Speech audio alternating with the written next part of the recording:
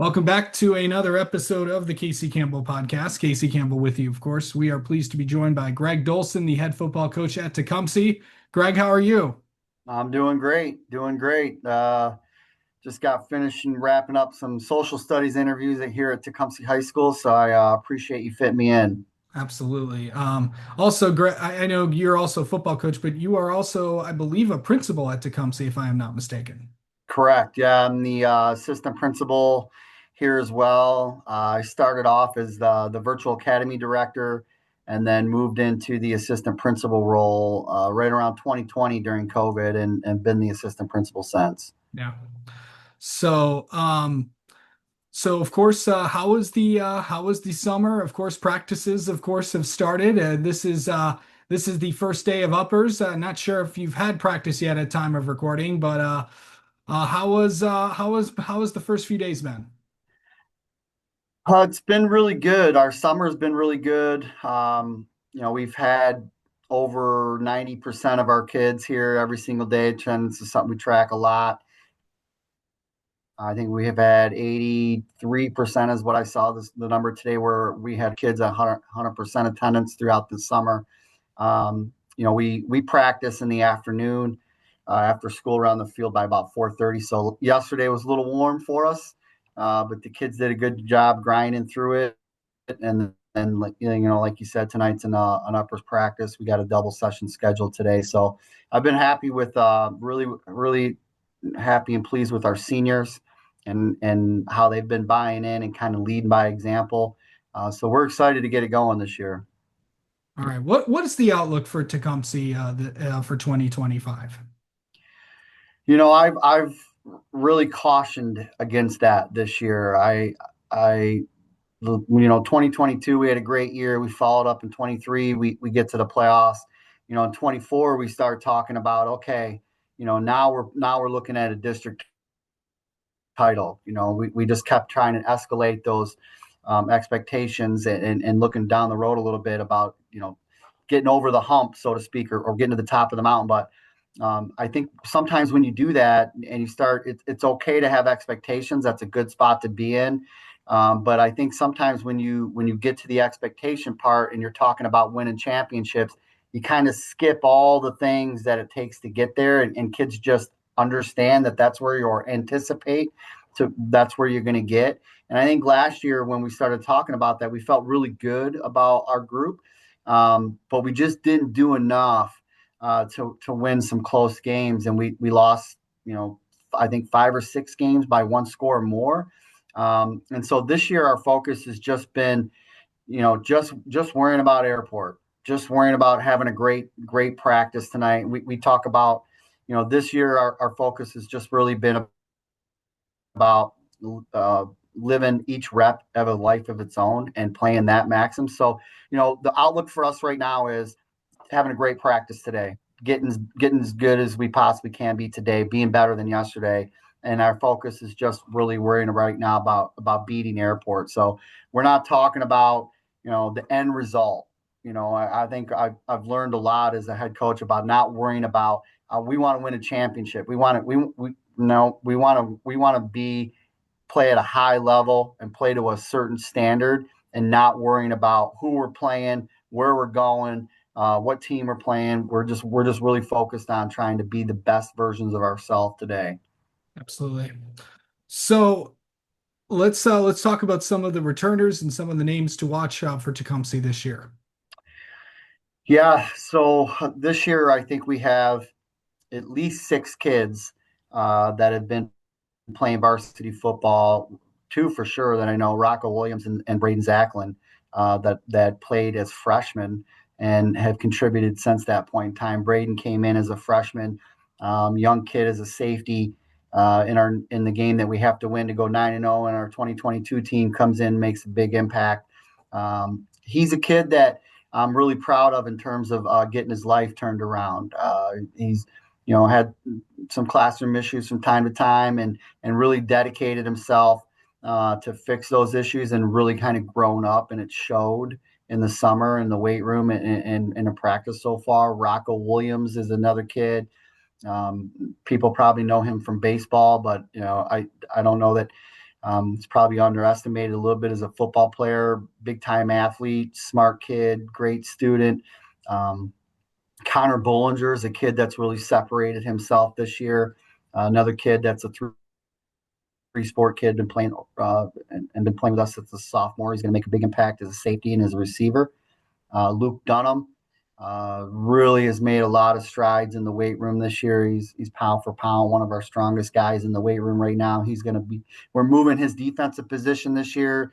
Last year he was a linebacker. This year we're gonna get him a little bit closer to the ball and use his athleticism and speed as a stand up DM. But he's going to be our guy that we lean on as a running back. Uh, Braylon Zimmerman, another kid that's going to be a two-way kid for us this year at corner, running back, great kid. Bryce Redant, Lucas Holman, both senior returning linemen. Lucas Holman has been outstanding this summer. Really proud of him and what he's been doing. Um, I'm trying to think a couple other kids, senior wise. Those kids, Jeremy Bennett, another kid, slot kid, who's going to play in the slot. He's also a corner that's going to play for us. So, and then another kid that we're really hoping steps up defensively this year for us, Tucker Cole, brings a lot of athleticism and speed on the field for us. And he's starting to kind of understand his role and his position a little bit better. So those are the kids we feel really good about. Seniors and are really kind of taking on a leadership role and doing things that we feel like are going to help us win football games this year. They're the detail things, the leading by example, the hustling, all those little things we feel like those kids are going to bring to the table and kind of illustrate what we're looking for this year to win us some games. All right. Well, now we've talked about some of the kids. Now let's talk about the upcoming schedule for you guys. It starts August 28th home against Airport, then September 5th home against Pinckney, September 12th at Ypsi Lincoln, September 19th home against Chelsea, September 26th at Jackson, October 3rd at Adrian, October 10th at Taylor, October 17th, home against Ypsi Community, and finishing out the regular season, October 24th, home against Adrian Madison. So pretty good schedule as always. Of course, Ypsi Lincoln rejoins the division after coming over from the other side. So what is it going to be? What is the schedule like for you guys this year? Again, a big lesson learned for me as a coach is, especially going back to the Blissfield game. Each week there's really no letdowns for us in this schedule. I don't care what Pinckney's record was or their enrollment is. Those kids are always going to be tough. Airport is a physical style of football. Their kids are tough. Um, it's a wing T style of football, so it's a little bit different style of offensive play that we normally see in the SEC. So it's a challenging schedule, no question. We're excited about trying to, I've been looking for opportunities every year to try to work with a Lenawee County football team, and if it works for them and it works for us, we're interested in doing that so that the community in Lenawee County can kind of get together on a Friday night and watch some different style of football. We don't get to see them too much. They don't get to see us. Us and Adrian. So we're always looking for that opportunity. We did it last year with Blissfield. We had the opportunity to work with Scott Gallagher and his crew this year with Madison. So we're excited about the end of the season. But that mid-season grind for us is going to be the Lincoln, Chelsea, Jackson grind, and that's going to be a tough part of our schedule. And then we come out of that, and then we got to get in Adrian. So it's a challenging schedule, but we keep talking to the kids, about we just got to punch adversity right in the face.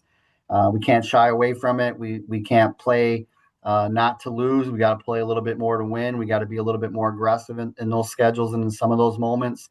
And so, like I said, it just really boils down to right now Airport and getting off to a good start and establishing ourselves right away. I felt like last year our group was always kind of slow to start in each game. We played better as the game went on, but we didn't get out of the gate quick enough. And because of that, sometimes we put ourselves in the hole and we're clawing to get out of that. And so that's something that we've been really trying to focus on at practice. Is we're right now. We got to get out of the gate. We can't wait around and ease into practice or ease into the game, and we just got to get into attack mode right away. And so that's our focus for Airport is is right now get on them, play a fast style football like we normally do, and get off to a good start because it is a challenge. Our schedule is a challenge, but it's a great opportunity for us to get ready. If we do get in the playoffs, we hopefully we're battle tested by that point in time. But right now it's just Airport. Yeah. Okay, so what are the next 2 weeks going to look like for you guys as before we get ready for that game against Airport? Yeah, really changed the way that we're doing things. We used to, because we play so fast and practice so fast, and we do so much running in practice. In the past, we've tried to make sure that we take care of our guys and get them ready for the season. And evaluating what we've done in the past and how we start the season, I just didn't feel like we were prepared enough in this to start the season. And we got better as the season went on, but sometimes in the front part of our season, we just weren't in terms of understanding our roles and execution, things like that. So today's a big double session. Tomorrow's a big double session. We're going live pads on Friday. We're practicing on Saturday in another live session. Unfortunately for us, we're doing some work with Skyline and Summit Academy for our scrimmage. They had a scheduling conflict a little bit on Thursday, so we're actually scrimmaging on Wednesday. But I saw that we've always been talking in our program about and our kids with like, okay, where's the silver lining in the adversity part? Yeah, okay, we got to move to Wednesday, and so we got to adjust our schedule. But now we get one more day of prep on Friday, which would normally be your picture day, and it's a film day, and everybody kind of takes it easy.